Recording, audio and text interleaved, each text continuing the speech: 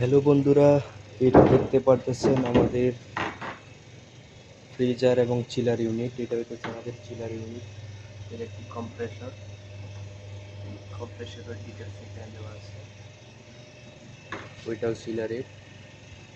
আর এই যে এটা দেখতে পারতেছেন, এটা শুধু ফ্রিজারের ইউনিট, এটাও চিলার।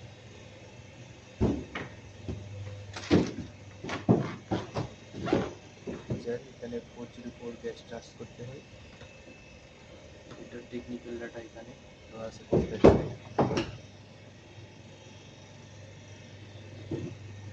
এটা হচ্ছে চিলারের, এটার মাঝে 134 গ্যাস চার্জ করতে হয়।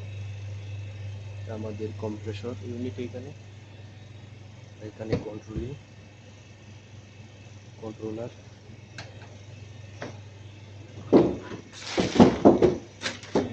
চিলারের ইউনিট বলছি। এই দিক দিয়ে আরেকটা চিলার ইউনিট এর কম্প্রেসর।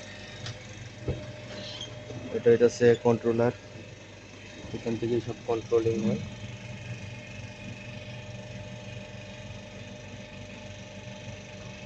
এটা হচ্ছে মেইন সার্কিট ব্রেকার। তো এটা ব্যবহার করা হয়েছে মূলত কম্প্রেসরের জন্য। এখান থেকে নর্মালি সম্পূর্ণ কন্ট্রোলিং হয়।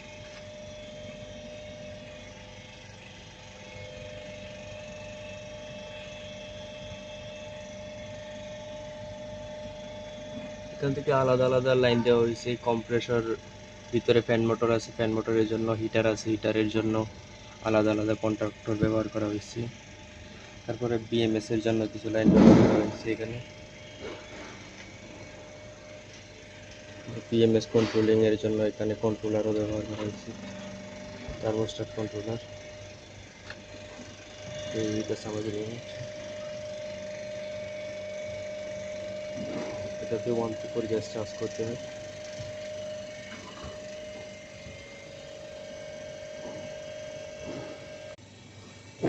সবগুলো কন্ট্রোলিং কানেকশন সেম একই।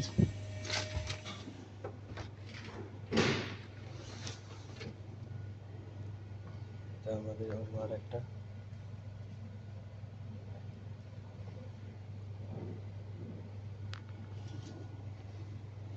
বিএমএস এর কিছু লাইন, কিছু রিলে এবং টাইমার দেওয়া আছে।